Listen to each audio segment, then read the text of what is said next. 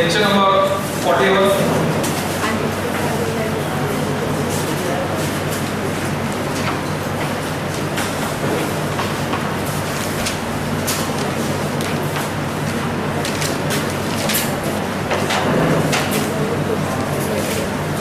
AC2 कह सकते हैं इसको, लेक्चर 41 AC2। जहां तक लिखना था इसके आगे वेरियस AC सर्किट्स। इसमें होता है सर्किट जिसमें सिर्फ रेजिस्टेंस है, सर्किट जिसमें सिर्फ इंडक्टर है, जिसमें सिर्फ कैपेसिटर। तो जिसमें सिर्फ इंडक्टर है या जिसमें सिर्फ कैपेसिटर है, ये तो पूछा जाता है 3 नंबर में एग्जाम में। जिसमें सिर्फ रेजिस्टेंस है वो नहीं पूछा जाता, पर हमें करना नहीं है। Various AC circuits.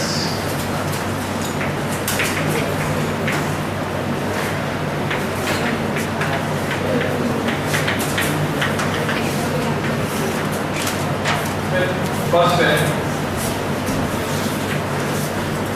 Circuit having R only। ऐसा सर्किट जिसमें सिर्फ और सिर्फ रेजिस्टेंस है। एक रेजिस्टेंस बनाओगे, उसको जोड़ोगे AC सोर्स से।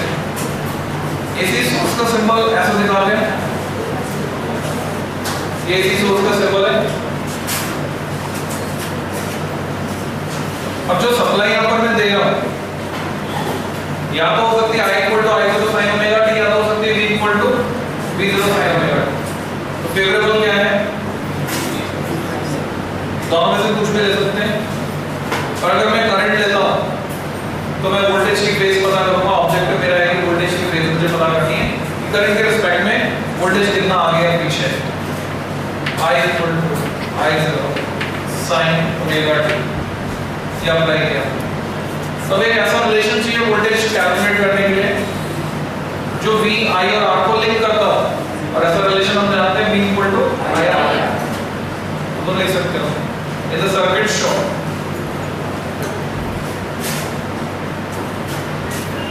V equal to I R equal to I0 R sin omega t। AC circuit में वैसे तो क्या होता है, V0 होगा I0 into Z। और यहाँ पर इस पर्टिकुलर सर्किट में क्योंकि X है नहीं, ना तो L ना C है, तो Z R के बराबर है। तो जब Z R के बराबर हो गया तो I0 into R को मैं क्या लिख सकता हूँ, V0। और सिंपली कंपैरिजन हो गया, हमारे पास दोनों एक्सप्रेशन है। तो लैंग्वेज लिखोगे clearly V and I are in same phase। Clearly, V and I are in same phase। तो V और I दोनों कैसे हैं? Same phase। तो इसमें कौन सा 3 डायग्राम आएंगे? केस A1 नोट लगा दो। Make 3 diagrams of case A। जिसमें phi equal to 0 लिया होगा आपने, वो तीनों डायग्राम बन जाएंगे। पहले वेक्टर बन जाएगा जिसमें दिखा देंगे करंट और वोल्टेज सेम डायरेक्शन में, फिर बन जाएगा फेजर, 2 सर्कल बनाकर दिखा देंगे ओमेगा टी दोनों की फेज, और फिर बनेगा ग्राफिक। ठीक है, ये पूछा जाता है एग्जाम में 3 नंबर में। आधे नंबर के तो 3 डायग्राम होते हैं, जो केस बी वाले वो बनेंगे जिसमें सर्किट कंटेनिंग इंडक्टेंस ओनली, और डेट नंबर का डेरिवेशन होता है जो भी करने वाले हैं। सर्किट हैविंग L only, सिर्फ इंडक्टर प्रेजेंट है। इंडक्टर को ऐसे दिखाते हैं कॉइल बना, दिस इज इंडक्टर L।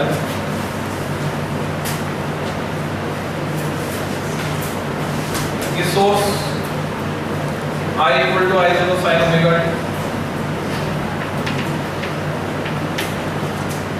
क्या तुमने एनर्जी स्टोर्ड बाय इंडक्टर ये डेरिवेशन लिखा था कि तुम्हें करना है या नहीं लिखा था? हाफ L स्क्वायर लिखा था, लिखवाया था। तो पेपर में भी ऊपर नोट कर लो, एनर्जी स्टोर्ड बाय इंडक्टर ये EMI में था, और ये डेरिवेशन मैंने नहीं करवाया है। मैंने होमवर्क दिया था कुछ बैच में, तुम्हारे बैच में नहीं बता पाया तो मैं बता रहा हूं। You have to derive half Li square. कि जब किसी इंडक्टर को तुम चार्ज करोगे यानी करंट होगी तो ये अपने पास मैग्नेटिक फॉर्मेट में एनर्जी स्टोर करेगा। जैसे कैपेसिटर के लिए हम डिराइव करते थे half CV square, exactly same pattern पे पूरा डेरिवेशन है। जैसे तुमने हाफ सीवी स्क्वायर डिराइव किया था, बिल्कुल वैसे का वैसे तुम्हें डिराइव करना है हाफ एल आई स्क्वायर। तो एनसीईआरटी से भी देख सकते हो और हाफ सीवी स्क्वायर वाले पैटर्न पे डिराइव कर सकते हो वैसे भी। तो ये तुम्हें खुद करना है। तो अभी यहाँ पर मेरे पास करंट है, इंडक्टर का इंडक्टेंस है और मुझे एक ऐसा रिलेशन चाहिए वोल्टेज निकालने के लिए कि V L और I का कोई ऐसा रिलेशन हो जिससे मैं V निकाल सकूं। तो V तो नहीं पता, E के लिए जरूर रिलेशन हमें पता है, E equal to minus L times di by dt। तो तुम देखोगे we know that induced EMF, we know that induced EMF E equal to minus L times di by dt। इसमें जो EMF इंड्यूस होगा वो इतना होगा। EMF जो इंड्यूस हो रहा है उसमें नेगेटिव साइन आ रहा है, पर जो वोल्टेज डायरेक्टली आप लगाएंगे उसमें नेगेटिव साइन नहीं होगा। तो मुझे तो वोल्टेज चाहिए, but V equal to minus E और V equal to L times di by dt ऐसे लिख सकता हूँ। अब क्या करूँगा, I को यहाँ रखकर डिफरेंशिएट करूँगा। I की जगह I0 sin ओमेगा t, मुझे मिलता है L, I0 बाहर निकाल दिया मैंने, डिफरेंशिएट करूँगा तो ओमेगा आएगा और मिलेगा cos omega t।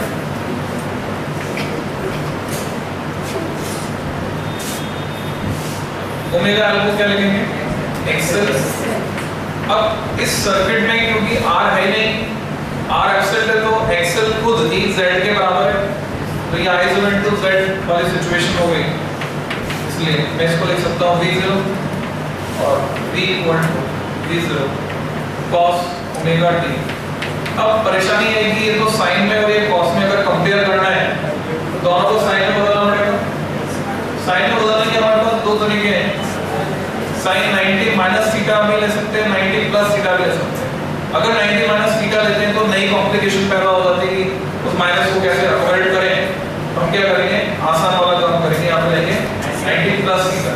90 plus theta को मैं थीटा प्लस 90 भी लिख सकता हूँ, तो मैं यहाँ पे इसको लिखता हूँ और V equal to V0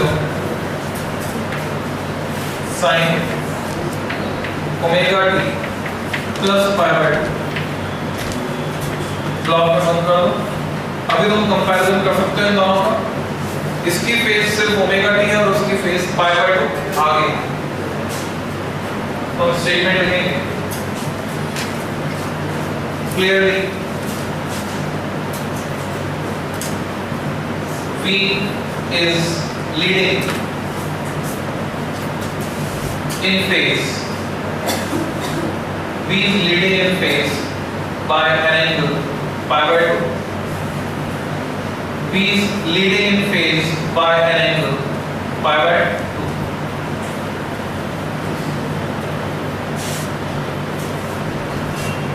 note लगा दोगे कौन से तीन डायग्राम बनाने हैं, केस 3 वाले जिसमें वोल्टेज आगे और करंट पीछे, वो तीनों डायग्राम बना दो। Vector diagram, phasor diagram and graphical representation. Make 3 diagrams of case 3। जैसे अभी थोड़ी देर पहले मैं बोल रहा था 3 नंबर में क्वेश्चन आता है, तो डेट नंबर तो इसका होता है, आधा नंबर इस डायग्राम को बनाने का, आधा नंबर ये एक्सप्रेशन इंटरप्रेट करने का, आधा नंबर कैलकुलेट करके निकालने का। फिर आधे आधे नंबर के तीनों डायग्राम होते हैं, vector, phasor and graphical. This is 3 number. Third case, circuit having C only,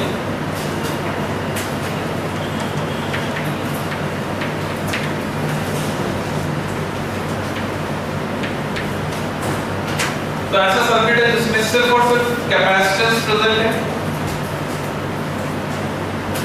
ऐसे सिचुएशन में जो सर्किट दिखाना है आपको, एक कैपेसिटर लगाकर दिखाएंगे,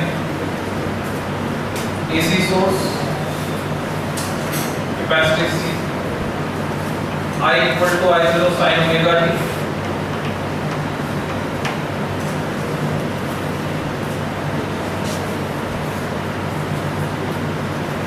तो एक ऐसा रिलेशन चाहिए जो I, C और B को लिंक कर सके, पर ऐसा कोई रिलेशन नहीं है।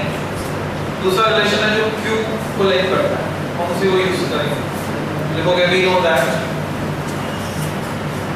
Q equal to CV और DQ equal to C times DV, ऐसा लिख सकता हूँ। और रिसेंटली अभी जब तुमने हाफ साइकिल के लिए एवरेज वैल्यू निकाली थी तो DQ को लिखा था IDT, तो मैं DQ की जगह लिखूंगा IDT। इस तरह से I इंट्रोड्यूस हो गया, C टाइम्स DV। मुझे DV पता है और मुझे V निकालना है। DV के फॉर्मेट में मैं इसको कन्वर्ट कर लेता हूँ upon C times I DT। Integrate कर देंगे। इंटीग्रेशन दो तरह से कर सकते हैं, डेफिनेट और इंडेफिनेट। डेफिनेट करते हैं, ठीक है, लिमिट्स लगानी होगी। इंडेफिनेट करते हैं तो कांस्टेंट ऑफ इंटीग्रेशन आएगा, उसकी वैल्यू निकालनी होगी। अब उसमें थोड़ा सा लेंथी हो जाता है, लिमिट लगाने में भी लेंथी हो जाएगा और कांस्टेंट ऑफ इंटीग्रेशन उसका एक्सप्लेनेशन लिखने बैठेंगे तो उसमें भी लेंथी हो जाएगा। वो हमारा कंसर्न नहीं है यहाँ पे। तो हम क्या करते हैं, सीधे इसको करते हैं इंडेफिनेट और लिख देते हैं कांस्टेंट ऑफ इंटीग्रेशन इज 0। कैसे 0 वो एक्सप्लेन नहीं करते जब ये डेरिवेशन एग्जाम में आए। तुमको एक्सप्लेनेशन चाहिए समझने के लिए तो एनसीईआरटी में दिया हुआ है व्हाई या how constant of integration becomes 0। खुद के समझने के एग्जाम में नहीं लिखना है, तो हम सीधे उसको लिखते हैं। यहाँ लिखेंगे बस now integrating it we get, now integrating it we get integration of dv equal to I0 by C integration of sin omega t dt v equal to minus, क्योंकि sin थीटा का इंटीग्रेशन था minus cos theta, और जो omega T है इसका जो differentiation होगा omega उससे डिवाइड करेंगे I0 upon omega C cos omega t। Limits लगाने नहीं हमको, ये रिजल्ट आ रहा है माइनस थीटा। लिख दोगे साइड में constant of integration C is 0 और C मत लिखना, खाली लिखो कांस्टेंट ऑफ इंटीग्रेशन इज 0। क्यों? क्योंकि C कुछ और है, कैपेसिटी है, कंफ्यूजन क्रिएट हो, तो तुम लिखोगे सिर्फ कांस्टेंट ऑफ इंटीग्रेशन इज 0। अगली स्टेप में हमें पता है 1 अपॉन ओमेगा C xc। अब इस माइनस को भी अकोमोडेट करना चाहते हैं। पिछली बार माइनस नहीं था, cos से sin में बदला था, माइनस नहीं था, कंपेयर करना है तो cos से sin में बदलना पड़ेगा। अब की बार मैं लेता हूं 90 माइनस थीटा, क्योंकि माइनस होएगा तो क्या होगा, थीटा माइनस 90 और फिर वो माइनस अंदर सेपरेट कर देंगे। Sine of minus theta is minus sine theta होगा, इससे हमारा काम चल जाएगा। तो मैं इसको लिखता हूँ sine pi by 2 minus omega T, और फिर इस माइनस को अंदर ले जाकर कर देता हूँ omega T minus pi by 2 और I0 इनटू xc को, क्योंकि सर्किट में R नहीं, मैं लिख सकता हूँ V0। V0 आ गया, माइनस साइन खत्म हो गया और ये मुझे मिला sine omega T minus pi by 2। और अभी मैं कंपैरिजन कर सकता हूँ, वोल्टेज की फेज पाई बाय 2 एंगल से पीछे है, तो हम स्टेटमेंट लिखेंगे clearly V is lagging, L-A-G-G-I-N-G, clearly V is lagging in phase by an angle pi by 2. Clearly V is lagging in phase by an angle pi by 2. ठीक, तो हमने पढ़ लिया सिर्फ रेजिस्टेंस में क्या होता है, सिर्फ इंडक्टेंस हो तो क्या होता है, और सिर्फ कैपेसिटेंस हो तो क्या होता है। अब इससे आगे की बात करें, तीनों प्रेजेंट हो, वैसे तो क्या है कि दो का कॉम्बिनेशन भी हो सकता है, तुम्हारे सिलेबस में सिर्फ और सिर्फ सीरीज कॉम्बिनेशन है, पैरेलल नहीं, तो पैरेलल में नहीं पढ़ना। और एलसी सर्किट की बात करें, एलसी ऑसिलेशन, वहां पैरेलल होता है, तो वो एक आर्टिकल अलग से एलसी ऑसिलेशन। बाकी इसमें सीरीज में है LR circuit, LC circuit, CR circuit, और उनसे जो फॉर्मूले मिलते हैं या उनके लिए जो फॉर्मूले बनाने पड़ते हैं, वो सारे फॉर्मूले हमें एलसी या सीरीज सर्किट से मिल जाते हैं। सिर्फ ये करना होता है कि जो भी कंपोनेंट एब्सेंट है उसकी टर्म को हम जीरो कर देते हैं, तो फॉर्मूला मॉडिफाई होकर उस सर्किट के लिए बन जाता है। तो बहुत सारे फॉर्मूले में डिराइव करने वाला हूं, और उसके लिए अगर हम एनालिटिकल मेथड यूज करें तो फिर से लेंथी हो जाता है, कॉम्प्लिकेटेड हो जाता है, बहुत सारी मैथमेटिक्स उसमें आ जाती है। तो हम क्या करते हैं, फेजर डायग्राम को यूज करते हैं। रिसेंटली अभी 2014 में क्वेश्चन आया था और उन्होंने पूरा फेजर डायग्राम से उसको किया हो, जो मार्किंग की। तो फेजर डायग्राम से ये सॉल्यूशन कैसे होगा और कितना आसान हो जाएगा वो तुम देखो। तो चौथे नंबर का सर्किट है, 3 तक किया था मैं, LCR series circuit, LCR series circuit. जिस तरह से लिखा है बनाएंगे भी ऐसे ही, सबसे पहले इंडक्टर,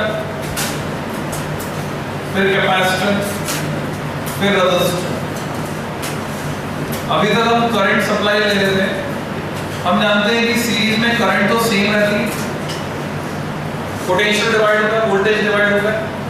तो यहाँ हमारे लिए कन्वीनियंट रहेगा अगर वोल्टेज सप्लाई है V = V0 sin ओमेगा।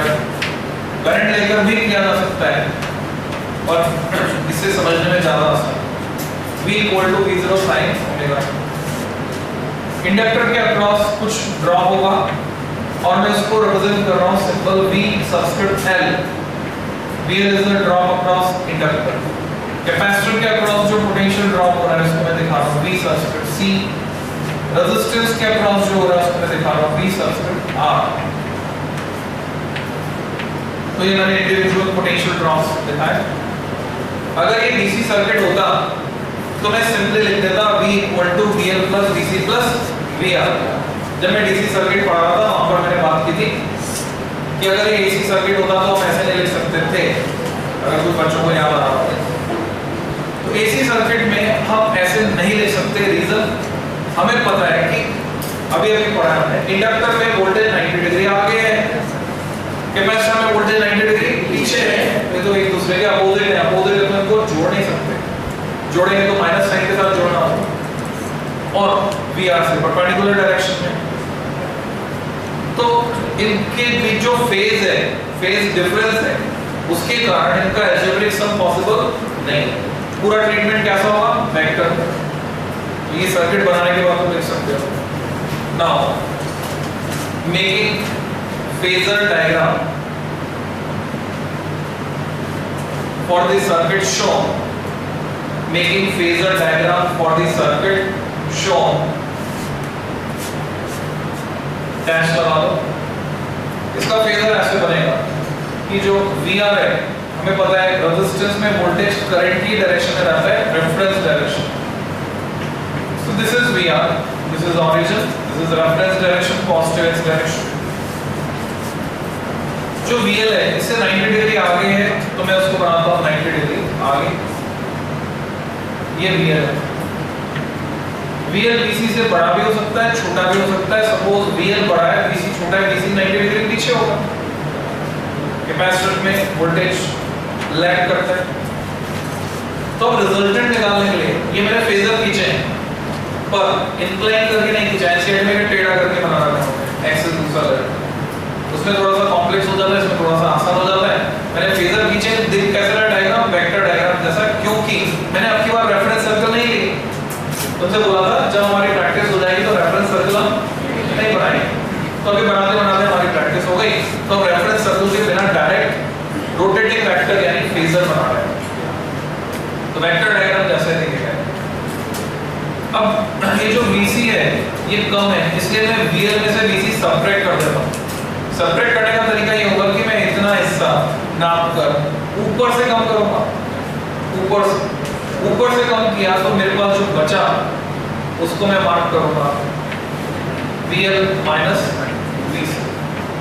और अब जो मुझे रिजल्टेंट निकालना है वो निकालना है VL माइनस VC और VR, क्योंकि पूरा ट्रीटमेंट वेक्टर है तो रिजल्टेंट निकालने के लिए हम यूज करेंगे parallelogram law of vector addition. तो मैंने पैरेललोग्राम में रेक्टेंगल बनेगा, यहाँ पर रेक्टेंगल कंप्लीट किया। इस रेक्टेंगल का जो डायगोनल होगा वो रिजल्टेंट वोल्टेज को रिप्रेजेंट करेगा जो कि होगी V के बराबर, और ये जो एंगल होगा ये रिप्रेजेंट करेगा कि वोल्टेज और करंट इधर थी ना रेफरेंस डायरेक्शन, ये करंट की डायरेक्शन है रेफरेंस डायरेक्शन, क्योंकि रेजिस्टेंस में V और करंट सेम डायरेक्शन हो। करंट के साथ वोल्टेज जो फेज जो एंगल बना रहा है वो है फाई। तो जो अभी तक हमने तीन सर्किट में पता किया था, फाई निकाला था, 0 निकाला था, फिर प्लस पाई बाय फिर माइनस पाई बाय। तो ये जो पर्टिकुलर सर्किट है LCR सीरीज सर्किट, इसमें फाई ना तो 0 है, ना प्लस पाई बाय ना माइनस पाई बाय, क्योंकि तीनों कंपोनेंट आ गए तो उनका जो कंबाइंड इफेक्ट है उसकी वजह से कुछ फाइनाइट एंगल आ रहा है। अगर ये एंगल पॉजिटिव में आता है इट मींस सर्किट कैसा होगा, इंडक्टिव वोल्टेज ज्यादा है, और अगर ये नेगेटिव में आता है तो सर्किट कैसा होगा, कैपेसिटिव वोल्टेज ज्यादा होगा। तो ये डायग्राम, इस डायग्राम से कुछ फॉर्मूले और मिलेंगे, देखोगे from this phasor we may write, तीन फॉर्मूले मिलेंगे। From this phasor we may write, मैं लिख सकता हूं V equal to under root of VR square plus VL minus VC का होल स्क्वायर। इक्वेशन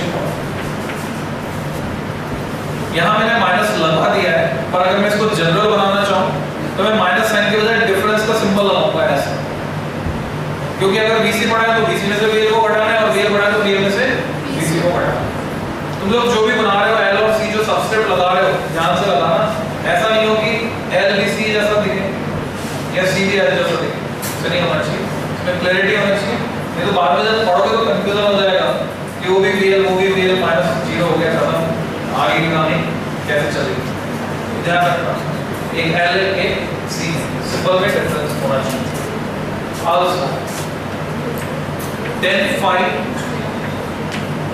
phi होगा परपेंडिकुलर जो कि VL minus VC upon base VL minus VC upon VR, and cos phi होगा base VR upon hypotenuse. इन तीन की जरूरत पड़ती है, ये अलग अलग फॉर्मूले में काम कैसे काम आते हैं वो देखेंगे।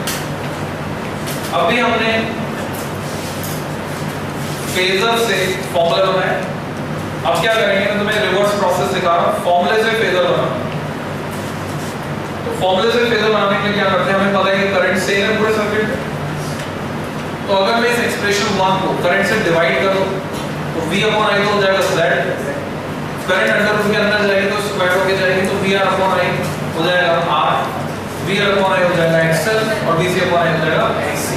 देखोगे now dividing equation 1, now dividing equation 1 with current I, we get V upon I equal to the root of VR square upon I square plus VL upon I minus VC upon I square, और Z equal to under root of R square plus XL minus XC का whole square. तो यहाँ हमें impedance यानी respective oppositions के लिए formula मिल गया कि इंडक्टर कितना अपोज कर रहा है, कैपेसिटर कितना अपोज कर रहा है, XL XC, और रेजिस्टेंस कितना अपोज कर रहा है, और ओवरऑल अपोजिशन AC के लिए कितना है, दैट इज Z। ये मिलने के बाद इससे हम फेजर बनाएंगे। Now this relation can be used to draw the phasor shown below. This relation can be used to draw the phasor shown below. तो इससे phasor बना लो,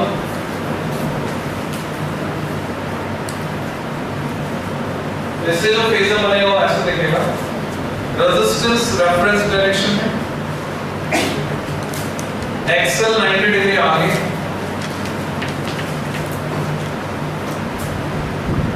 XC 90 डिग्री पीछे, मैग्नीट्यूड में कम। करंट तो सभी में सेम है, अब करंट से में BC कम है तो XC भी कम होगा। रिजल्टेंट निकालने के लिए वही तरीका मैं लगाया, XC के बराबर इतना हिस्सा ऊपर से कम कर दिया, ऊपर से कम किया तो यहाँ जो बचा वो बचा XL माइनस XC। अब मैं अगर XL माइनस XC का R के साथ रिजल्टेंट निकालता हूँ, एक पैराग्राफ में फोर्सेस लगा दो, वेक्टर की तरह एडिशन किया तो ये रिजल्टेंट जो मिला वो Z है और ये एंगल होगा फाई। ये एंगल एग्जैक्टली इतने और चल रहे हैं, वो एंगल्स आर सेम। ये क्या रिप्रेजेंट कर रहा है? Phase difference between voltage and current, इसको रिप्रेजेंट कर रहा है। तो बचे हुए दो रिलेशन में और लिख सकता हूं 10, मैं लिख सकता हूं tan phi। इस फेजर से अगर मैं निकालता हूं तो tan phi होगा perpendicular XL minus XC upon R। also अगर मैं cos phi कैलकुलेट करता हूं तो cos phi होगा R by Z, and it is very important relation। इसकी इंपॉर्टेंस अभी समझा रहा हूं थोड़ी सी देर में। cos phi R by Z। अब अगर हम इधर वाले इन दो फॉर्मूले को इधर वाले इन दो फॉर्मूले से कंपेयर करें, क्योंकि फाई तो सेम है, तो दो नए फॉर्मूले हमें और मिल जाते हैं न्यूमेरिकल सॉल्व करने के लिए, और वो दो नए फॉर्मूले ये हैं। tan phi को एलिमिनेट करके मैं लिख सकता हूं XL minus XC upon R equal to VL minus VC upon VR, and cos phi को एलिमिनेट करके मैं लिख सकता हूं R by Z equal to VR upon P। तो अभी जो तुमने एक्सरसाइज की उससे तुम्हें इतने सारे फॉर्मूले मिल गए कि इसी के न्यूमेरिकल्स में ये काम है। जो भी कंपोनेंट एब्सेंट होगा उसकी टर्म को तुम जीरो कर दोगे, फॉर्मूला रिड्यूस हो जाएगा। ये सब जनरल फॉर्मूले हैं। तो हमने LCR सीरीज सर्किट पढ़े जिसमें ये पढ़ लिया कि वोल्टेज और करंट के बीच का फेज डिफरेंस पाई है, pi equal to tan inverse VL minus VC upon VR और tan inverse XL minus XC upon R। इसके बाद रेजोनेंट सर्किट पढ़ने से पहले हम डिस्कस कर लेते हैं पावर को। यहाँ पे NCERT से सीक्वेंस थोड़ा सा मैं चेंज कर रहा हूँ क्योंकि इसमें समझने में ज़्यादा आसानी होगी। तो नेक्स्ट आर्टिकल है पावर एंड AC। इसी में पावर का क्या होता है वो समझें। Power and AC।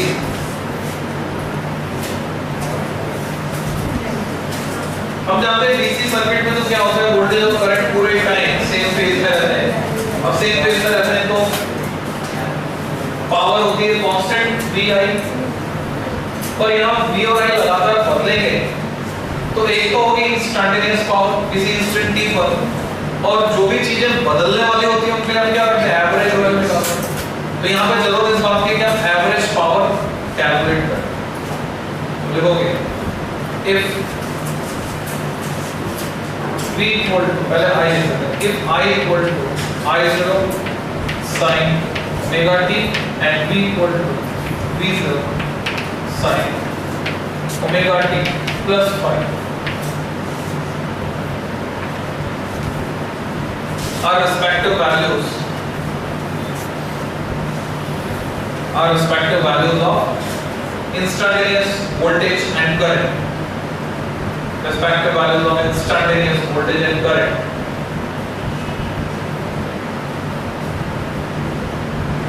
Then corresponding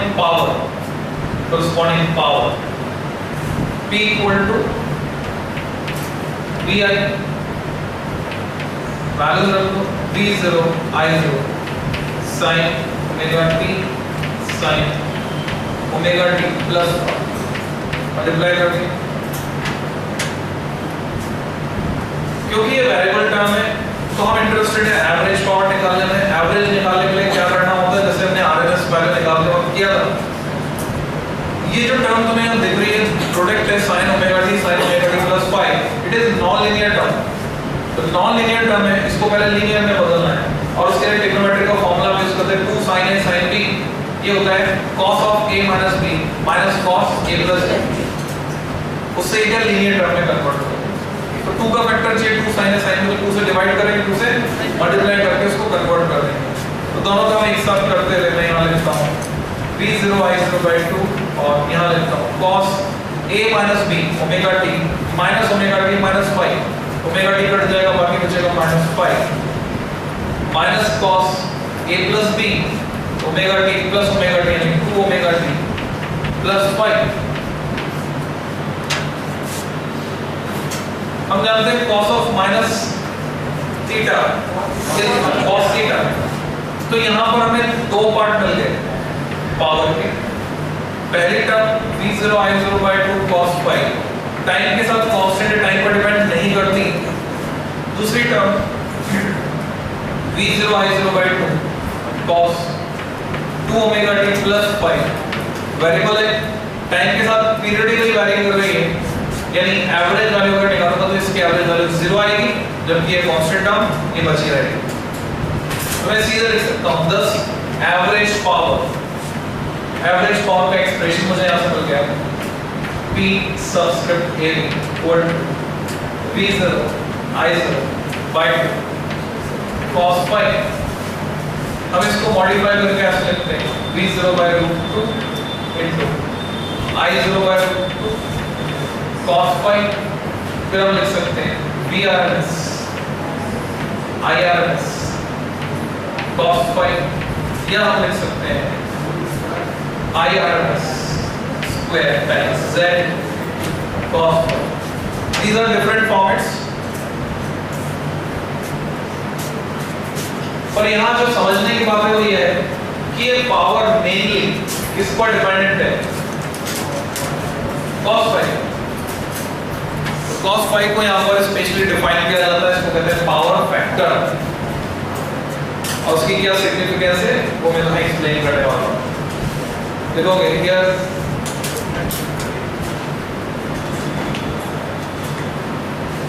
cos phi is known as power factor, cos phi is known as power factor। Underline कर दो, पावर फैक्टर को डैश लगा दो, डैश लगा के लिखोगे it is defined as cosine of the phase difference between v and I। it is defined as cosine of the phase difference between v and I। Voltage और current के बीच का जो फेज डिफरेंस है उसका cosine लिया हमने, तो वो cos theta power factor cos। इसकी वैल्यू जो अलग अलग सिचुएशन में अलग अलग होती है वो भी मेंशन करेंगे, फिर इसकी सिग्निफिकेंस पे आप देखोगे इट इज कंटिन्यू करो, इट इज डैश लगाओ first cos phi equal to 1 for circuit having pure resistance, cos phi equal to 1 for circuit having pure resistance। क्यों? क्योंकि pure resistance है अगर सेंटेंस एंड करने के बाद क्या लिखो phi कितना होगा 0। इसमें गलती होती है बच्चों से, उनसे पूछते हैं बताओ सर्किट में अगर सिर्फ रेजिस्टेंस है तो पावर फैक्टर कितना होगा, तो बच्चे लिख आते हैं 0। किस गलती से कि वो phi को पावर फैक्टर समझ लेते हैं, phi is not power factor, cos phi is power factor. phi तो 0 होगा और cos phi होगा 1। तो मैक्सिमम पावर कितनी होती है रेजिस्टेंस में, एवरेज पावर कैसी होगी maximum. Second cos phi equal to 0 for circuit containing pure L or pure C। cos phi equal to 0 for circuit containing pure inductance or pure capacitance, pure L or pure C। bracket में phi equal to plus minus pi by 2, हमें पता है cos 90 होता है 0। अब इसकी importance क्या है, इसकी इंपॉर्टेंस ये है कि जो करंट इंडक्टर या कैपेसिटर में फ्लो होगी उसके साथ एसोसिएटेड एवरेज पावर 0 होगी।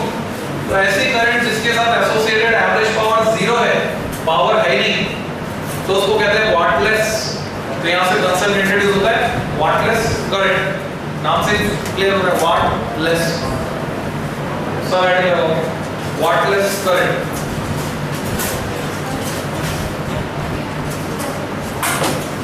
भी एवरेज अभी तक तो 3 इंस्टेंटेनियस था, अगर मैं इसका एवरेज लेता हूँ then this term remains, this term becomes 0, क्योंकि टाइम के साथ पीरियड के लिए वैरी करेंगे, एवरेज लेने पर यही बचेगा, इसलिए वो एवरेज फॉर्म। और किसी को कोई डाउट हो तो पूछो, अभी तक जो पढ़ाया ठीक है। तो तुमने देखा वाटलेस, हाँ बोलो। cos phi को r by z लिख सकते हैं क्या, ये पूछ रहा हूँ। cos phi को r by z लिखोगे तो z कट जाएगा, यहाँ पर नहीं लिख सकते, स्पेशल कंडीशन में लिख सकते हैं। cos phi को r by z कौन सा सर्किट है वो देखना पड़ेगा, वो स्पेशल किसके लिए था, कौन से सर्किट के लिए था, LCR सीरीज सर्किट के लिए था। यहाँ पे हमें नहीं पता सर्किट कौन सा है, क्या सिचुएशन है वो हमें नहीं पता। तो वाटलेस करंट में डैश लगा के तुम लिख सकते हो, it is the component of current which is perpendicular to voltage, it is the component of current which is perpendicular to voltage. Bracket में I0 sin phi। अब किस लॉजिक से लिख रहा हूं मैं I0 sin phi, reference side में एक डायग्राम बना सकते हो, तुम दिखा सकते हो कि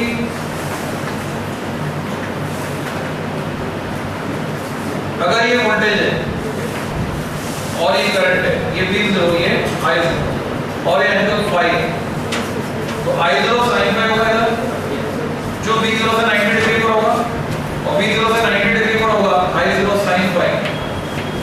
तो कैसा होगा, वाटलेस, क्योंकि इसके और इसके बीच एंगल 90 डिग्री एंगल, तो पावर फैक्टर 0 होगा।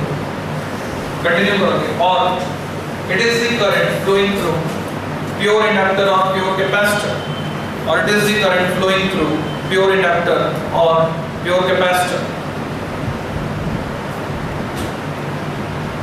Full stop. नेक्स्ट है wattful current, wattful current, wattless का उल्टा wattful. Dash, it is the component of current which is along the voltage, it is the component of current which is along the voltage, तो voltage की direction है। Bracket में क्या आएगा तुम बताओ, I0 cos phi, I0 cos phi, bracket में आ गया I0 cos phi, और लिखोगे, और it is the current through pure resistor, और it is the current through pure resistor। वो करंट जो प्योर रेजिस्टेंस में से फ्लो होगी वो कैसी होगी, वाटफुल, क्योंकि रेजिस्टेंस के साथ एसोसिएटेड एवरेज पावर की मैक्सिमम। तो हमने पढ़ा वाटफुल और वाटलेस करंट। अब ये समझना है कि जो पावर फैक्टर ये ज्यादा होना चाहिए कम होना चाहिए। एक शॉर्ट एग्जांपल भी दिया हुआ इसमें, तो तुम्हें क्या लगता है पावर फैक्टर को कम होना चाहिए ज्यादा होना चाहिए, हमारे लिए फेवरेबल क्या है?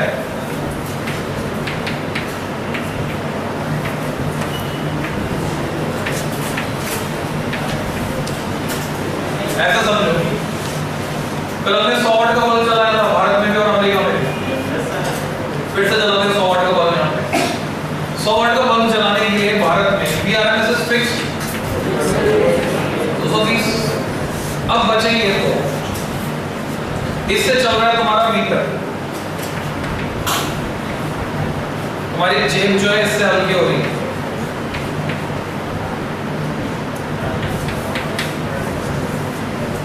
तो मीटर करंट जितनी ज्यादा, मीटर उतनी ज्यादा रीडिंग दिखाएगा। तो हमारी कोशिश क्या रहती है, हमारी कोशिश ये रहती है IR में से चल रहा है cos phi उसमें निशान। तो बचे हुए 220 में से टोटल क्या आना है? टोटल आना है इसको 100 वाट, 100 वाट आना है, उसमें 220, तो इसका कंट्रीब्यूशन होगा। अगर इसका कंट्रीब्यूशन कम हुआ तो इसका कंट्रीब्यूशन ज्यादा होगा।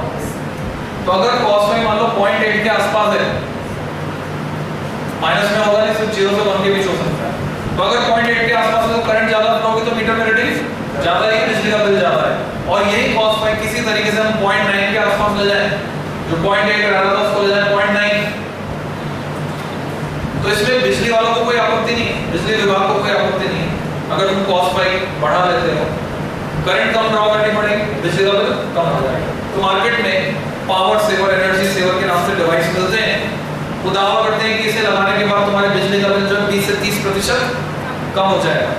बेसिकली उसके अंदर जो फिक्स टाइप वाला होता है उसमें एक फिक्स कैपेसिटर होता है 10 माइक्रोफैराड का, और जो वेरिएबल वाला होता है उसमें वेरिएबल कैपेसिटर होता है। इसको ऐसे समझो, ये तो समझ में आ गया। हम क्या चाहते हैं? पावर फैक्टर ज्यादा से ज्यादा, पावर फैक्टर ज्यादा से ज्यादा होगा तो करंट कंजम्पशन कम से कम होगा, तो बिजली का बिल कम आएगा। तो हमारी कोशिश रहेगी पावर फैक्टर को इंप्रूव करने की, यानी उसको बढ़ाने की। तो उसको बढ़ाने के लिए क्या करना होगा?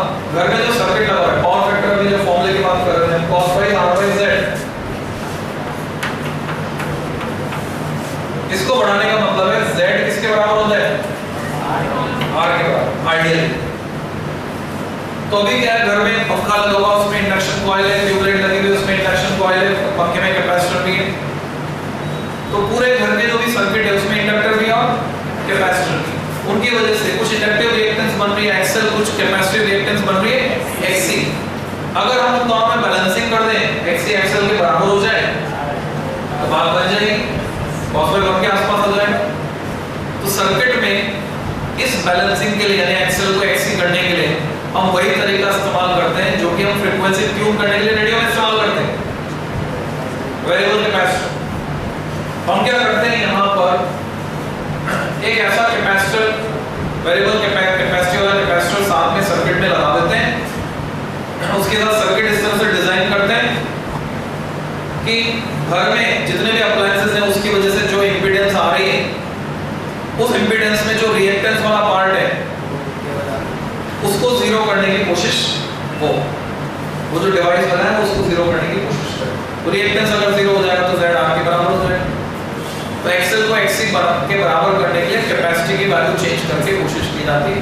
तो कैपेसिटर्स का इस्तेमाल किया जाता है पावर फैक्टर को इंप्रूव करने के लिए। तो बड़े बड़े हॉस्पिटल्स में जाके देखोगे तो जहाँ मीटर लगा हुआ उनका, उसके पास ये एक और डिवाइस लगा रहेगा, उसमें डिजिटल डिस्प्ले चल रहा होगा LCD, उसमें ऐसे लिखा हुआ आ रहा होगा साइन, साइन से दिखाते हैं cos फैक्टर और इसको cos phi को मीटर से। तो साइन इक्वल टू उसमें चल रहा होगा 0.9, 0.95, 0.92, ऐसे वैरी करता हुआ दिखा। तो जैसे कोई अप्लायंसेस चालू होते हैं, बंद होते हैं, उसके हिसाब से सर्किट में X चेंज होता है। X अगर बदलेगा तो हमें क्या चाहिए? वेरिएबल कैपेसिटर चाहिए X को 0 के आसपास रखने के लिए, XL को XC के बराबर करना।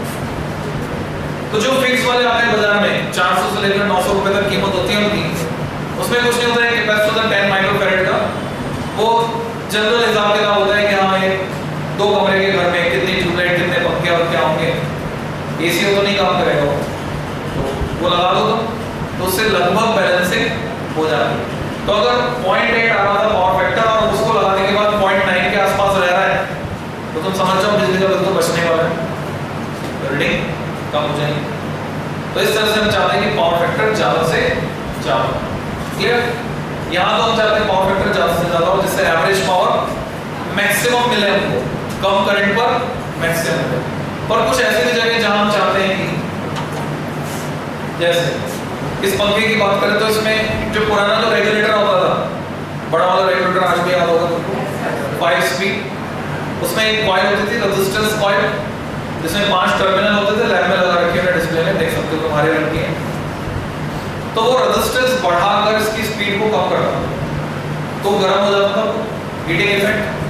तो लोग क्या करते थे, उस पर रखते थे गुड नाइट की मैट, और उस पर गुड नाइट की मैट रख के मच्छर भी भगा देते थे, मल्टी यूज।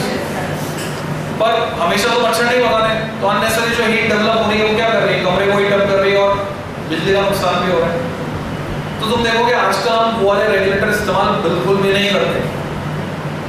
ये कैसे ऑब्सोलीट हुए, धीरे धीरे ऑब्सोलीट हुए। पहले हमने पंखा खरीदते वक्त दुकानदार को ये कहना शुरू किया कि ये वाला रेगुलेटर हमको नहीं चाहिए, कितना पैसा आप कम करोगे कम करो। दुकानदार बोला ठीक है, कंपनी की तरफ से 15 रुपए मिलते हैं, आप रेगुलेटर नहीं ले रहे, 15 रुपए आपके पंखे में कम हो गए। धीरे धीरे वो 15 रुपए 10 रुपए बने, फिर 5 रुपए तक भी कम हुए थे कुछ समय तक। बाद में अब कंपनी वालों ने पंखे के साथ वो बड़ा वाला रेगुलेटर देना ही बंद कर दिया। अब पंखे के साथ रेगुलेटर नहीं आता, बड़ा वाला, छोटा वाला वो दे नहीं रहे, बड़ा वाला बंद कर दिया। तो मार्केट से हमें छोटा वाला खरीदना होता है, उसको बोलते हैं इलेक्ट्रॉनिक रेगुलेटर, जो छोटा वाला है। तो उस इलेक्ट्रॉनिक रेगुलेटर और इलेक्ट्रिकल रेगुलेटर में बेसिक डिफरेंस क्या है? जो बड़ा वाला है उसमें पंखे को तुम स्पीड 1 पे चलाओ या स्पीड 5 पर, बिजली के बिल में मामूली फर्क पड़ेगा और बहुत ज्यादा अंतर नहीं होगा। और जो छोटा वाला रेगुलेटर है उसमें बहुत अंतर आ जाएगा, 1 पर चला रहे तो बिजली का बिल कम आएगा, 5 पर चला रहे तो बिजली का बिल ज्यादा आएगा।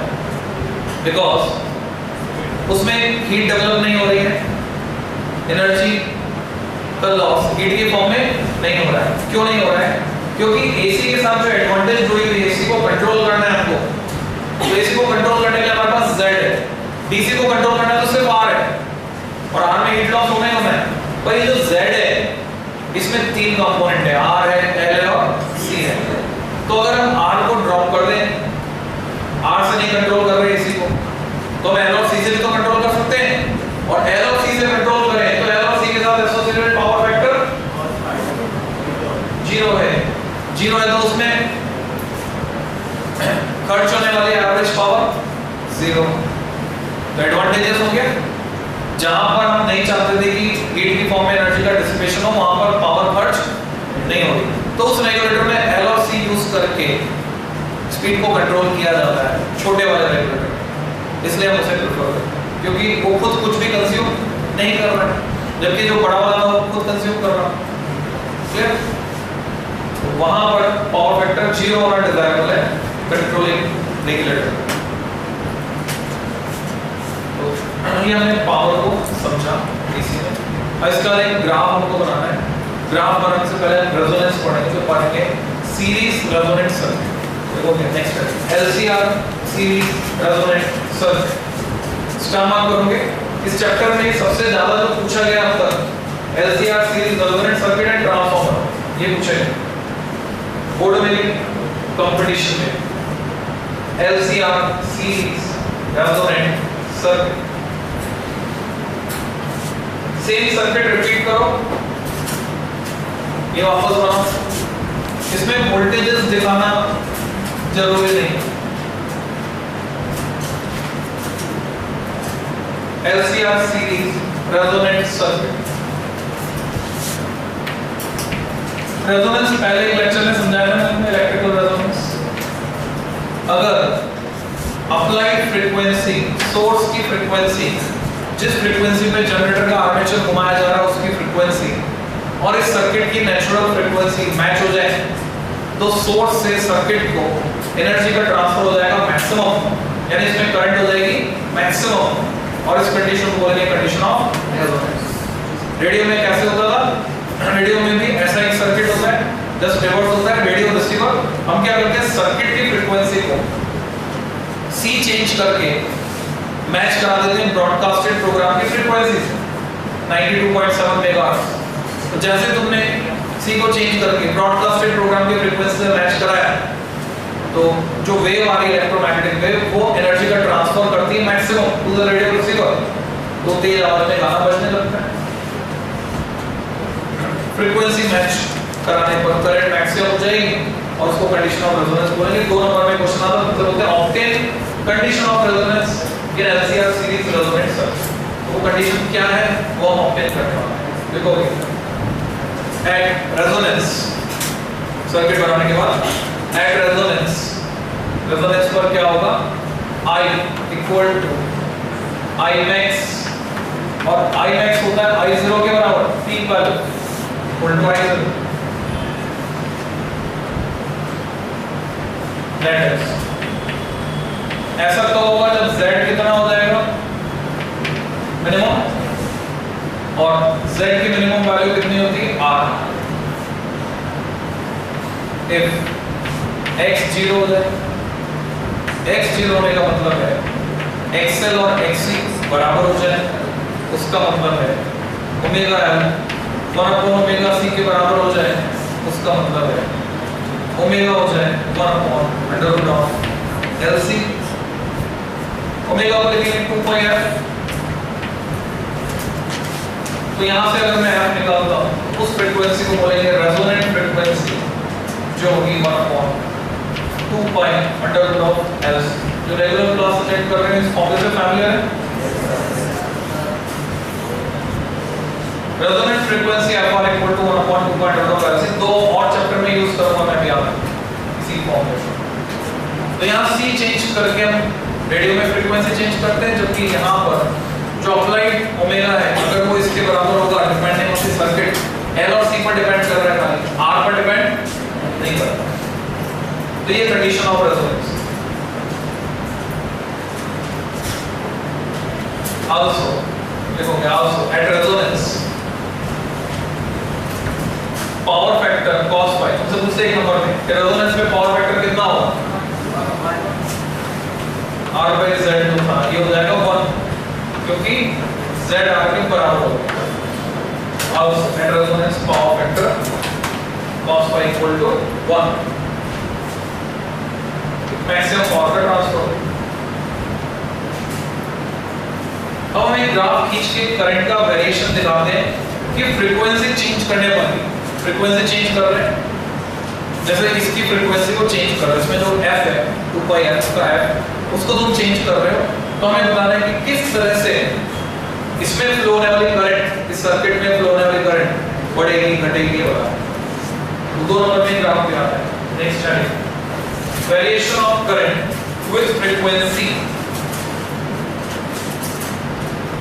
Variation of current with frequency, x axis पर फ्रीक्वेंसी, y एक्सिस पर करंट।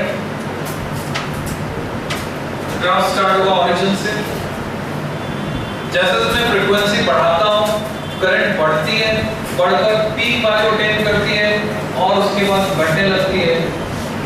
ग्राफ एक साइड तो जुड़ा रहेगा ओरिजिन से, दूसरी साइड हवा में रहेगा। अगर ये ग्राफ है रेजिस्टेंस कैपिटल R के लिए और मैंने अब रेजिस्टेंस को बढ़ाकर 2R कर दिया, तो ग्राफ कैसा आएगा वो हम प्रेडिक्ट कर सकते हैं। ये पीक वैल्यू है I0 करंट की, कितनी फ्रीक्वेंसी पर है, जिस भी फ्रीक्वेंसी पर करंट मैक्सिमम उसको बोलेंगे FR, रेजोनेंट फ्रीक्वेंसी। तो अगर रेजिस्टेंस को मैं डबल कर दूंगा तो हम देख रहे हैं रेजिस्टेंस पर डिपेंड नहीं कर रही रेजोनेंट फ्रीक्वेंसी, तो अभी करंट FR पर ही मैक्सिमम होगी, पर मैक्सिमम करंट पहले के मुकाबले आधी रह जाएगी, यानी ये लेवल आ जाएगा I0/2। अगर मैंने रेजिस्टेंस को कर दिया double, graph will look like this for resistance 2R। इससे ये साबित होता है, ये प्रूव होता है कि resonant frequency FR is independent of resistance. Resistance चाहे कुछ भी हो, करंट हर बार इसी फ्रीक्वेंसी पर मैक्सिमम होगी। फिर हम यहाँ पे इस ग्राफ में कुछ चीजें और रिप्रेजेंट करते हैं, जैसे FR पर हमने देखा cos phi 1 हो जाता है, Z R के बराबर हो जाता है, X 0 हो जाता है, तो हम बोलते हैं सर्किट कैसा है, प्योरली रेजिस्टिव। तो इस पीक पर सर्किट है रेजिस्टिव, ऐसे मार्क करते हैं। हम जानते हैं कि जो ओमेगा L है,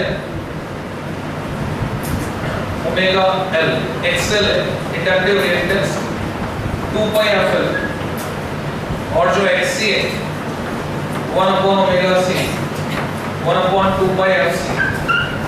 इनके एक्सप्रेशंस को देखने पर पता चलता है कि अगर फ्रीक्वेंसी ज्यादा होगी तो XL XC से बड़ा होगा, और अगर फ्रीक्वेंसी कम होगी तो XC XL से बड़ा होगा।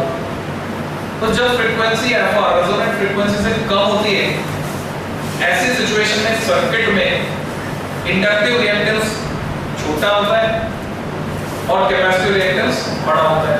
तो सर्किट नेचर में होता है कैपेसिटिव, यहाँ लिखोगे कैपेसिटिव, पर जब फ्रीक्वेंसी ज्यादा होती है तो सर्किट हो जाता है इंडक्टिव।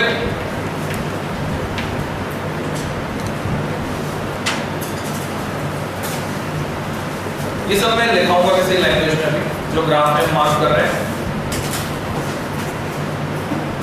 अब अगर मैं करंट देता हूं IRMS के बराबर, तो हमें पता है IRMS होगा 70.7% ऑफ पीक वैल्यू, ये 50% है पीक वैल्यू का।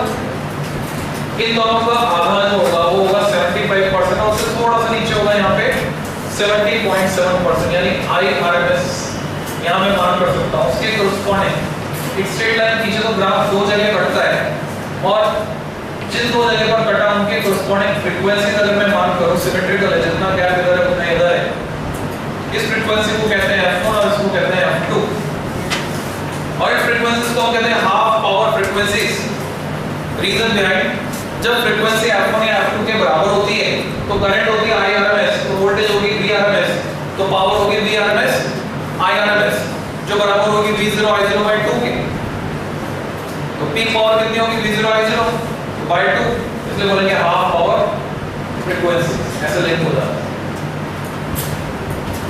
लॉजिकल तो नहीं है, क्योंकि पावर जो मैंने एक्सप्रेशन बोला पीक पावर V0 I0 वो एक स्पेसिफिक सिचुएशन है, उसमें कॉस बाय मैंने इंक्लूड नहीं किया, पर याद रखने का तरीका है, इनको बोलते हैं हाफ पावर फ्रीक्वेंसी, पावर आधी होता है IRMS। और F2 F1 जो गैप है उसको बोलते हैं बैंडविड्थ। बैंडविड्थ को हम बहुत अच्छे से समझेंगे कम्युनिकेशन चैप्टर जब पढ़ेंगे। यहाँ पर तुम बैंडविड्थ को ऐसे समझ लो, फ्रीक्वेंसी रेंज को बैंडविड्थ कहते हैं। फॉर एग्जांपल अगर तुम FM की बात करो, तुम्हारे रेडियो में या तुम्हारे मोबाइल सेट में FM की रेंज देखोगे तो 88 मेगाहर्ट्ज से लेकर 108 मेगाहर्ट्ज तक। तो अगर मैं तुमसे पूछता हूं बताओ FM की बैंडविड्थ क्या है, तो तुम बताओगे 108 माइनस 88 दैट इज 20 मेगाहर्ट्ज। FM की बैंडविड्थ कितनी है 20 मेगाहर्ट्ज। तो फ्रीक्वेंसी का डिफरेंस इज कॉल्ड बैंडविड्थ। देखो from graph above we conclude that from graph above we conclude that first point FR is independent of R, F subscript R is independent of capital R। Resonant frequency जो है resistance पर depend नहीं करती। Second point for F equal to FR, जब frequency FR के बराबर होगी F equal to FR, circuit is resistive। For F equal to FR, circuit is resistive, for F less than FR, F less than FR, circuit is capacitive। आगे तुम अपने आप लिख सकते हो, and for F greater than FR, circuit is inductive।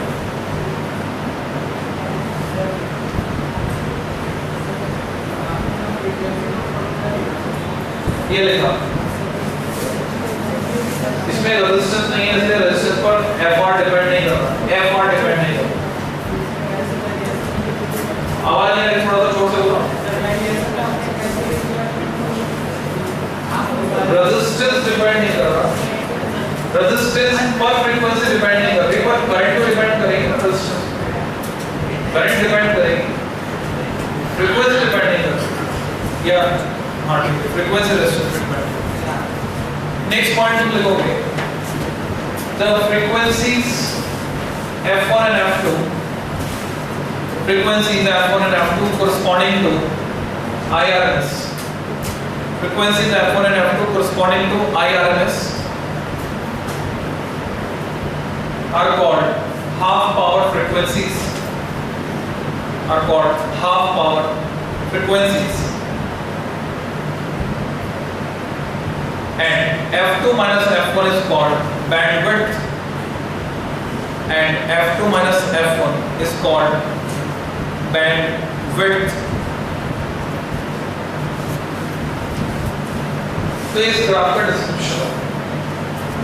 अब इस graph से हम एक इंपॉर्टेंट फैक्टर पता करते हैं, वो क्या है समझोगे। ये ग्राफ रेजोनेंस को बता रहा है और ये भी बता रहा है कि रेजोनेंस कितना शार्पली हो रहा है। अब रेजोनेंस के शार्पली होने का क्या मतलब होता है, तुम्हें 92.7 ट्यून करके सुनना है। अगर तुम 92.6 पर लगाते हो तो भी आवाज आती है खड़खड़ाहट के साथ, और 92.8 पर भी आती है। पर क्या तुम वहां पर सुनना पसंद करोगे?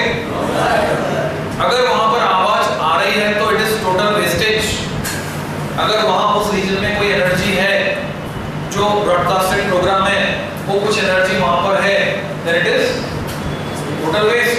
फॉर एग्जांपल, पूरे क्लासरूम में नल लगा दिया जाए हमारे पानी पीने के लिए, is it required? This is wastage of money and resources.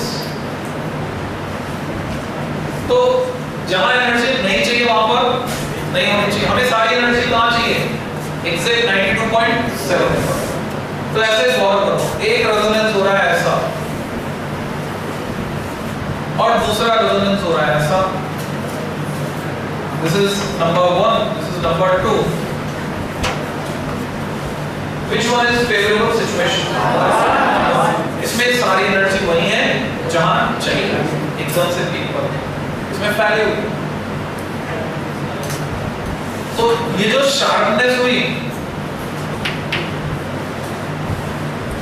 इसको हम डिफाइन करते हैं एज क्वालिटी ऑफ रेजोनेंस, कि रेजोनेंस कितना क्वालिटी वाला है, और उसके लिए फैक्टर डिफाइन करते हैं, उसको बोलते हैं क्वालिटी फैक्टर।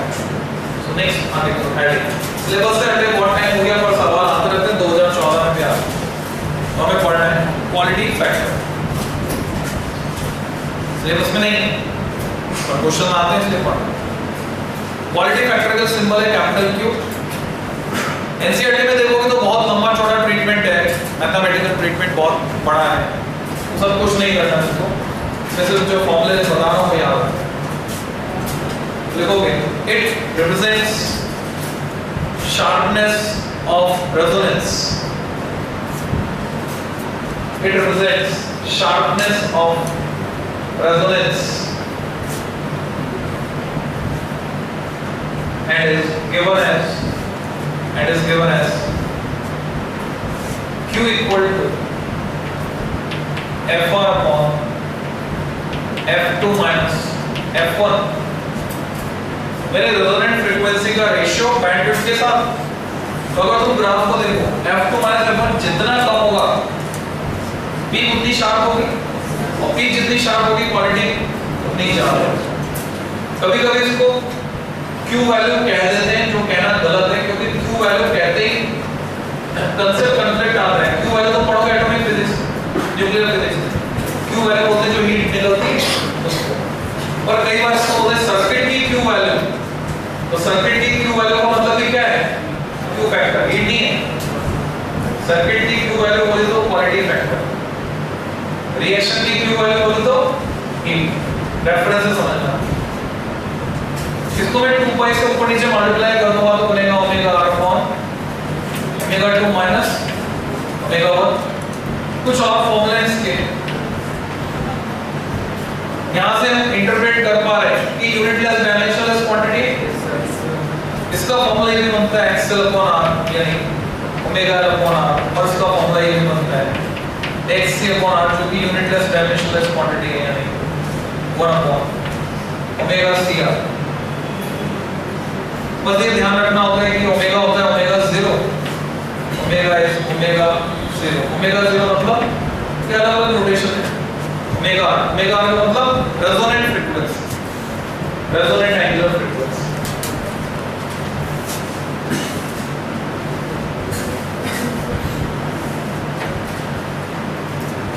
तो क्वालिटी फैक्टर के लिए हम डिफरेंट फॉर्मूले यूज कर सकते हैं। अब एक आर्टिकल आता है एलसी ऑसिलेशंस। एलसी ऑसिलेशन में मैं तुम्हें कुछ भी नहीं पढ़ा रहा हूं, तुम्हें नोट करना है एलसी ऑसिलेशन में तुम्हें जो तैयार करना है, 2 टेबल दी हुई है कंपैरिजन की, वो तैयार करना। एलसी ऑसिलेशन में होता क्या है, इसको बोलते हैं टैंक सर्किट। ऐसे समझो, एक इंडक्टर है, एक कैपेसिटर है, और इंडक्टर और कैपेसिटर को हमने क्या किया, पैरेलल में जोड़ दिया। जोड़ने से पहले कैपेसिटर को चार्ज कर दिया, तो कैपेसिटर चार्ज, सारी एनर्जी जो है कैपेसिटर के पास है, वो इलेक्ट्रिकल फॉर्म में हाफ सी स्क्वायर। जब इसे जोड़ेंगे तो कैपेसिटर इसके थ्रू डिस्चार्ज होगा धीरे धीरे, इसमें करंट 0 से मैक्सिमम जाएगी, तो एनर्जी इसमें मैग्नेटिक फॉर्म में कन्वर्ट हो जाएगी, हाफ एल आई स्क्वायर। एक कंडीशन ऐसे आएगी सिचुएशन की सारी एनर्जी होगी मैग्नेटिक, फिर ये डिस्चार्ज होगा कैपेसिटर के थ्रू, कैपेसिटर फिर से चार्ज होगा। इस तरह से ऑसिलेशन होंगे किसके, इसमें तो मैग्नेटिक फील्ड के और इसमें इलेक्ट्रिक फील्ड के।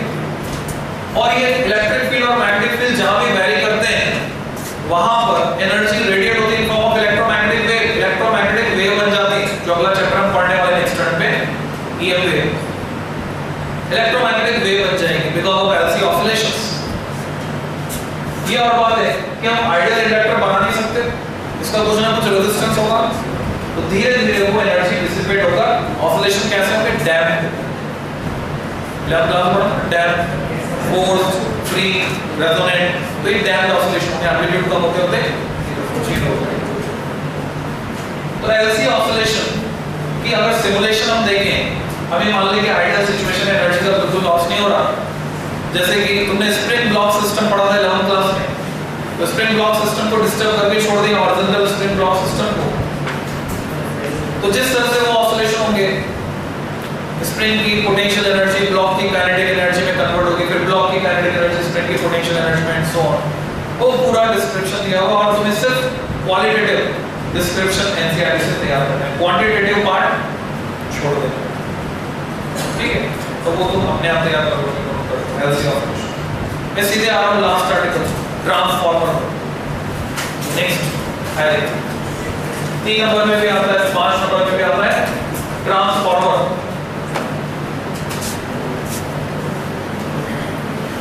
तो इसी एंड हो रहा है आज ट्रांसफार्मर के साथ, और नेक्स्ट मिनट पे ईएम वेव खत्म हो जाएगा।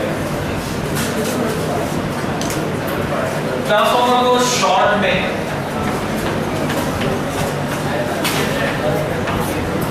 TMR लिखा था,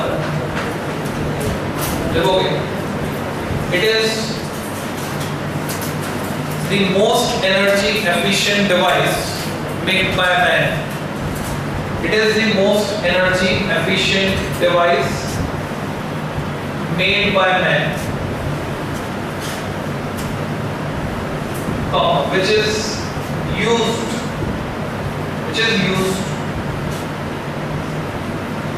to step up or step down, used to step up or step down,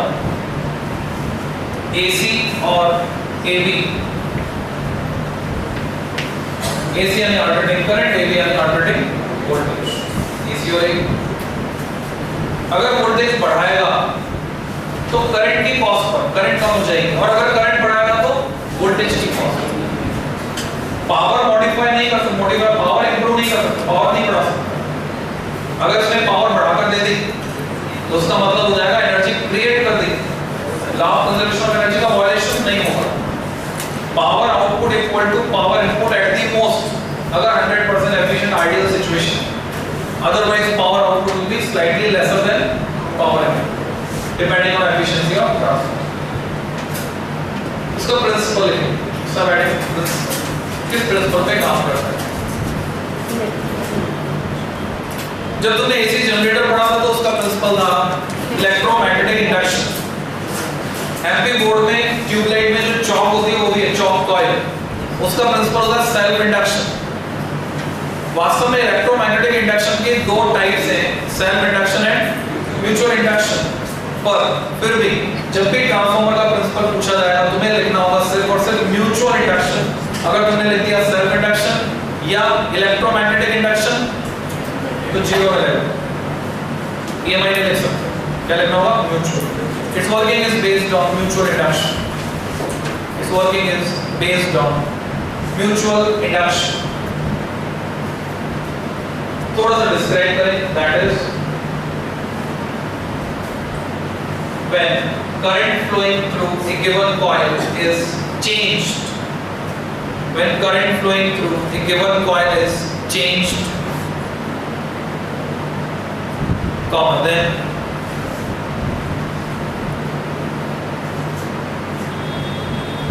a current get induced, थोड़ा सा मॉडिफाई करो, then an EMF and a current, then an EMF and a current get induced in nearby coil. An EMF and a current get induced in nearby coil. क्या कह रहे हो? आवाज नहीं आ रही?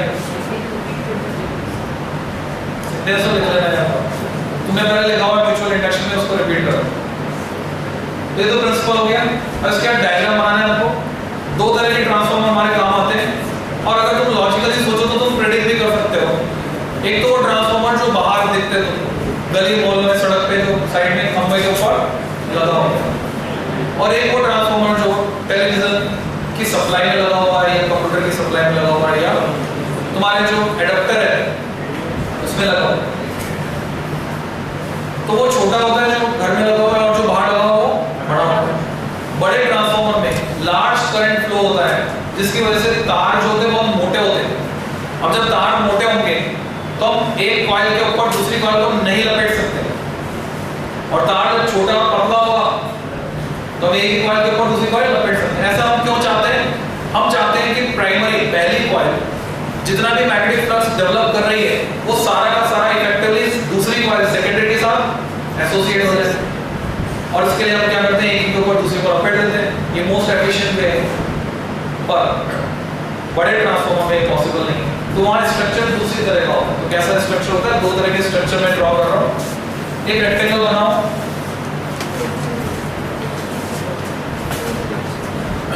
उससे छोटा एक रेक्टेंगल बनाओ, उसके अंदर खिड़की और लैमिनेटेड कोर दिखाने के लिए इसमें इफेक्ट लगाओ। डबल लाइन करो, ट्रिपल लाइन करो, एक साइड कॉर्नर। तो इससे इफेक्ट क्या आ गया? ऐसा लग रहा है कि परतदार है इसका स्ट्रक्चर। तो ये जो कोर है वो बनाई है ट्रांसफार्मर की, जिस पर कॉइल लपेटी जाएगी, तो उसका स्ट्रक्चर कैसा है? परतदार, लैमिनेटेड। क्यों? एडी करंट लॉस को मिनिमाइज करने, जो भी रिसेंटली पढ़ा हुआ। और कोर किसकी बनाई? सॉफ्टवेयर की। क्यों?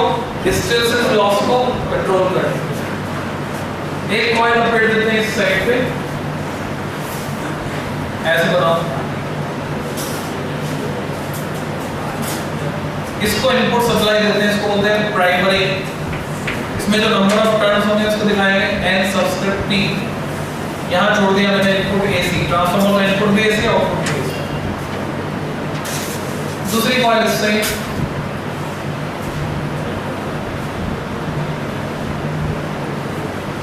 इसको बोलेंगे सेकेंडरी। यहां से आउटपुट लेंगे,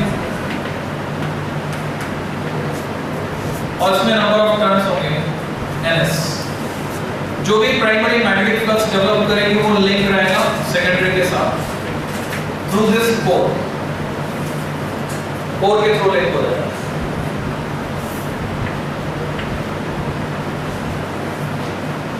ट्रांसफार्मर का जो दूसरा स्ट्रक्चर है, जो छोटे ट्रांसफार्मर का होता है, वो बनाने के लिए एक रेक्टेंगल बनाओ, इसमें दो खिड़कियां बनाओ।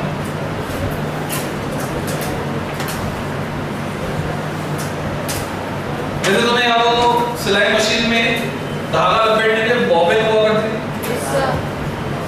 वैसे प्लास्टिक की बॉबिन होती है तार लपेटने के लिए, तो बीच में कोर पर लगी होती है।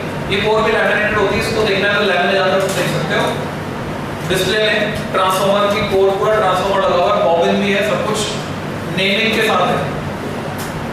प्राइमरी को ऐसा लपेट दिया जाता है उस बॉबिन पर, जो मैंने बॉबिन तो नहीं दिखाई यहाँ पर, सीधे तार दिखा रहा हूं।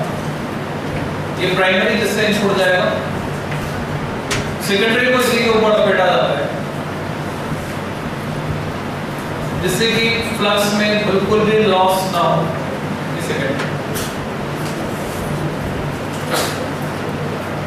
इसको कहते हैं कोर टाइप, इसको कहते हैं शेल टाइप ट्रांसफार्मर। तो दो तरह के स्ट्रक्चर। लॉजिक तुम्हें समझ में आ गया होगा कि छोटे ट्रांसफार्मर में ऐसा स्ट्रक्चर इफेक्टिव होगा, और बड़े ट्रांसफार्मर में क्योंकि हम ऐसा नहीं बना सकते इसलिए ऐसा होगा।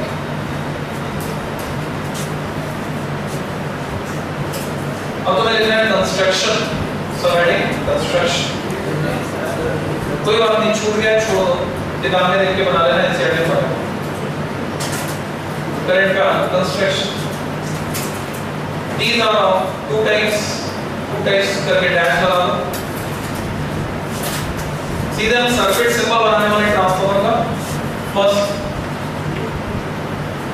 स्टेप अप, जो वोल्टेज बढ़ाएगा, वोल्टेज बढ़ाना या घटाना, ये सारा काम है नंबर ऑफ टर्न्स का। नंबर ऑफ टर्न्स पे डिपेंड करेगा कि वोल्टेज बढ़कर चलेगा या घटकर चलेगा। तो अगर स्टेप अप ट्रांसफार्मर दिखाना है तो ये सर्किट सिंबल बना रहा हूं मैं, ये प्राइमरी कॉइल हो गई पीपी डैश, इसको देखिए इनपुट,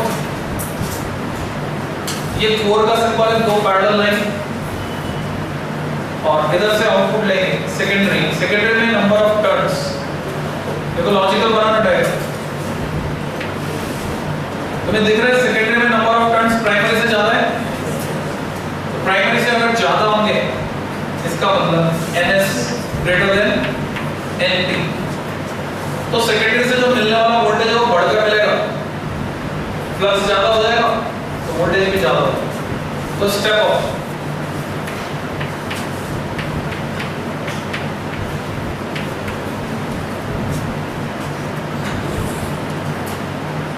तो इसमें तुम लिखोगे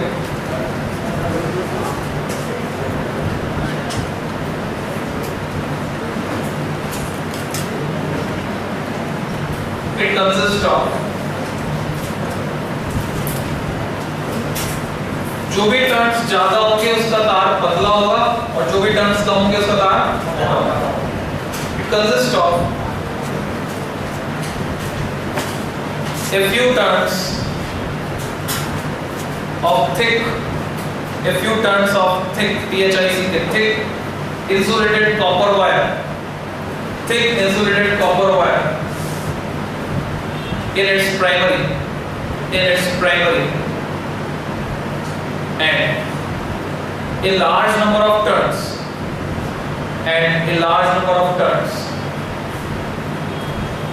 of thin, thin insulated copper wire,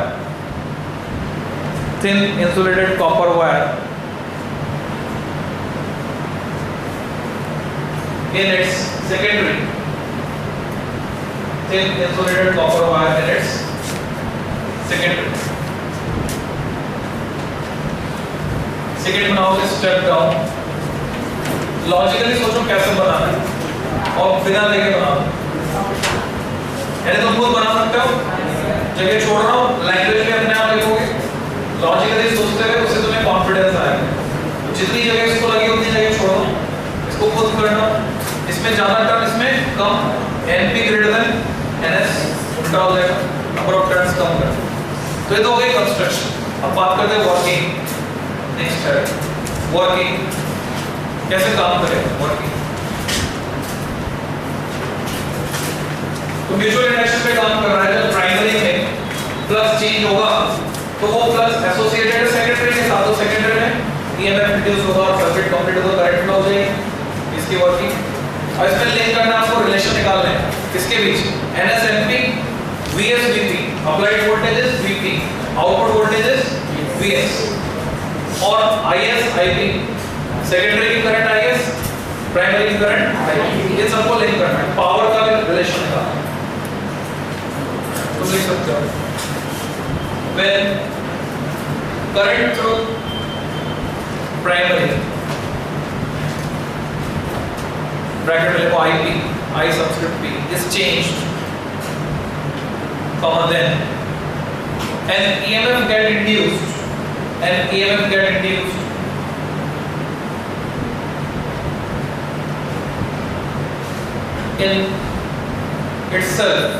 in itself due to self reduction,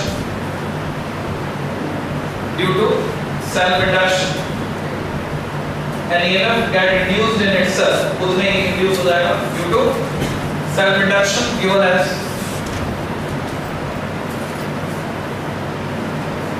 EP equal to minus NP times d5 by dt.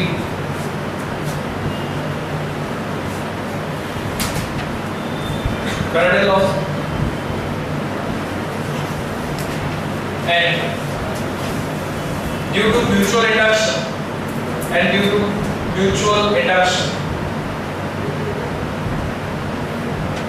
an EMF also induces in secondary, secondary given as ES equal to minus NS times d by dt। Flux दोनों जगह same लिया, इसका मतलब flux loss नहीं हुआ। ये assumption side में देखो, रेफरेंस साइड में assuming there is no flux loss, right hand side line खींच के assuming there is no flux loss। तुम्हें याद होगा एक डेरिवेशन में हमने क्या किया था, V लिखने के लिए V को लिखा था minus E voltage, but Vp equal to minus EP and Vs equal to minus ES। सही है क्या? ऐसा लिखना क्या लगता है इसको?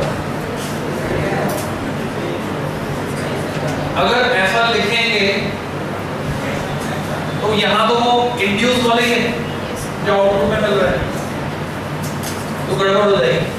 ठीक है, तो हम ऐसा ना लिखते हुए डायरेक्टली इसको इक्वेशन 1 मार्क करते हैं, इसको 2 मार्क करते हैं। नोटेशन जरूर चेंज कर देंगे, ईएमएफ की बजाय हम वोल्टेज कह देंगे, नोटेशन चेंज कर देंगे, माइनस माइनस आपस में कट जाए। लिखोगे नाउ टेकिंग रेशियो 2/1, 1/2 कर देना, 2/1, taking ratio 2/1 ES upon EP equal to, तुम देखो बाकी सब कट गया, माइनस माइनस कट गया, क्या बचा खाली NS upon NP, which may be also written as, मैंने नोटेशन चेंज कर दिया खाली, VS upon VP equal to NS upon NP। E की जगह में V है, उससे कोई फर्क नहीं पड़ रहा, तो उसको ये मैं बोल रहा हूँ वोल्टेज बोल रहे हैं, इंटरवल रेजिस्टेंस जैसे कोई चीज यहाँ पर नहीं। तो ये एक्सप्रेशन लिख दिया VS upon VP equal to NS upon NP, तो एक तो रिलेशन हो गया, इक्वल टू साथ में जोड़ो स्मॉल k और यहाँ डिफाइन करो k। Here small k is called transformation ratio, small k is called transformation ratio, defined as ratio of number of turns in secondary to number of turns in primary, defined as ratio of number of turns in secondary to number of turns in primary। क्या गलती होती है बच्चों से, NP upon NS कर देते कई बार बोल के, तो प्राइमरी टू सेकेंडरी नहीं, सेकेंडरी टू प्राइमरी। तुमसे एक नंबर में सवाल पूछा जाता है, बताओ स्टेप अप के लिए k की वैल्यू क्या होगी? ग्रेटर देन 1, स्टेप डाउन के लिए लेस देन 1। तो क्या ऐसा ट्रांसफॉर्मर होगा जिसके लिए k इक्वल टू 1? ऐसा कोई यूजफुल ट्रांसफॉर्मर होगा जिसका इस्तेमाल हम कर रहे हैं या कर सकते हैं जिसके लिए k इक्वल टू 1 हो? जवाब है हाँ। स्टेबलाइजर में कैसा ट्रांसफॉर्मर होता है? स्टेबलाइजर में k इक्वल टू 1 वाला ट्रांसफॉर्मर होता है, क्योंकि उसका इनपुट भी क्या है 220 और उसका आउटपुट भी क्या है 220, तो नंबर ऑफ टर्न्स इक्वल होते हैं। उसका काम क्या होता है? उसका काम होता है स्टेबलाइज करना, जोर का झटका धीरे से देना, यानी जो फ्लक्चुएशन सडन फ्लक्चुएशंस है वो कैसे हो जाए? स्मूथ। फ्लक्चुएशन तो होगा, वोल्टेज कम आ रही तो कम ही मिलेगी, ज्यादा आ रही तो ज्यादा ही मिलेगी, पर एकदम से नहीं बढ़कर धीरे धीरे। क्यों? सेल्फ इंडक्शन भी अपोज करेगा, म्यूचुअल इंडक्शन भी अपोज करेगा। आगे चलते हैं, करंट को मिलाना है, तो देखोगे also if transformer is 100% efficient, अगर 100% है उसकी efficiency, if transformer is 100% efficient, simple eta से दिखाएंगे, eta equal to P out upon P in equal to 1, that is P out equal to P in, और P out को लिखूंगा secondary की current का प्रोडक्ट, सेकेंडरी के voltage के साथ P in को लिखूंगा IPVP, यहाँ से मुझे मिलेगा VS upon VP equal to IP upon IS। यहाँ P और S का क्रम उल्टा हो गया, और अगर मैं कंबाइन करना चाहूँ इस फॉर्मूले को इसके साथ, तब लिखेंगे thus combined relation for 100% efficient transformer, यानी कंडीशन है, शर्तें लागू, स्टार मार्क कर दो, हर जगह नहीं लगेगा फॉर्मूला, ये फॉर्मूला हर ट्रांसफॉर्मर के लिए लगा सकते हो, पर अब जो लिखने वाले वो जब एफिशिएंसी 100% है तभी लगा सकते हो। तो क्या फॉर्मूला बन गया, Vs upon Vp combined formula, Vs upon Vp equal to Ns upon Np equal to Ip upon Is equal to K। तो अगर 100% एफिशिएंट नहीं है तो क्या करना पड़ेगा,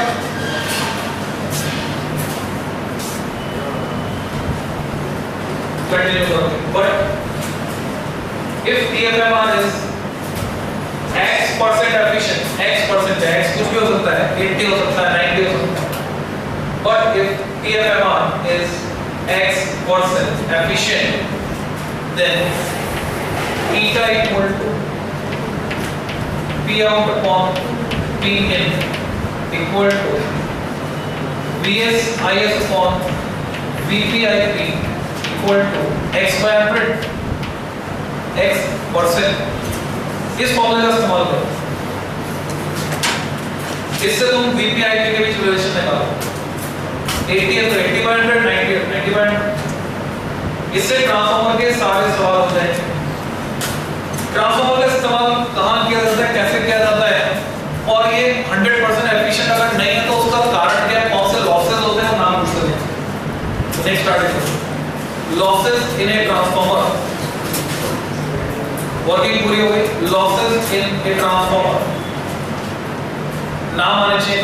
फर्स्ट, इसकी वाइंडिंग में जो लॉस हो रहा है कॉपर की है, पर रेजिस्टेंस जीरो तो नहीं है, कुछ रेजिस्टेंस है, सो देन तांबे क्षति, तांबे में होने वाली क्षति यानी कॉपर लॉस, बोलोगे copper loss. First Cu loss, copper loss कितना होगा, I² into R of Y, ये होगा। सेकंड, इसके लोहे में जो लॉस हो रहा है, देखोगे आयरन लॉस, लोह आयरन लॉस, सेकंड है आयरन लॉस। अभी आयरन लॉस दो तरह का है, अगर हिस्टेरेसिस के कारण हो रहा है तो हिस्टेरेसिस लॉस, आयरन लॉस में दो टाइप्स है, तो ए और बी, सब टाइप्स उसके। आयरन लॉस ये हो गया हिस्टेरेसिस लॉस, जिन बच्चों ने नहीं पढ़ा था ये spelling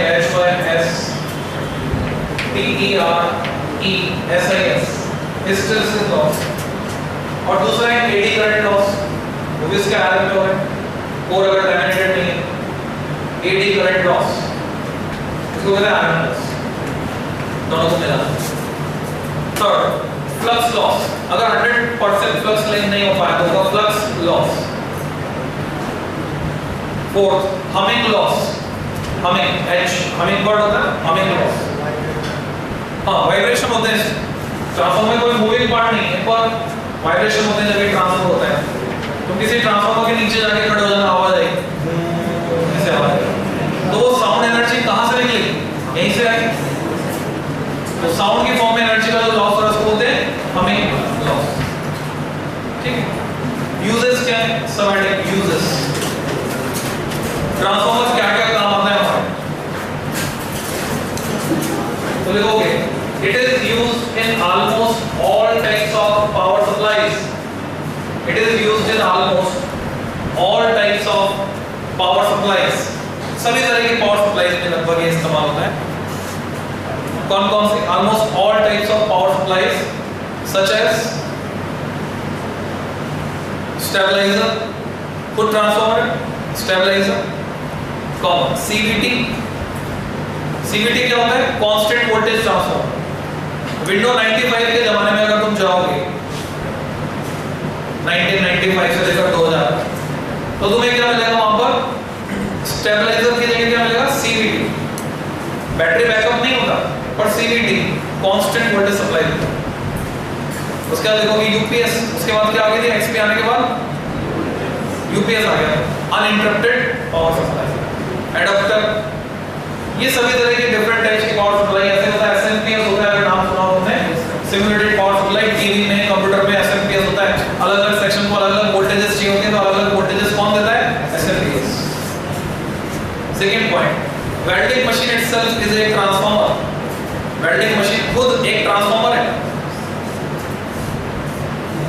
welding machine itself is a transformer. Second use. Third, transformers increases efficiency of power transmission. Transformers increases efficiency of power transmission. कैसे?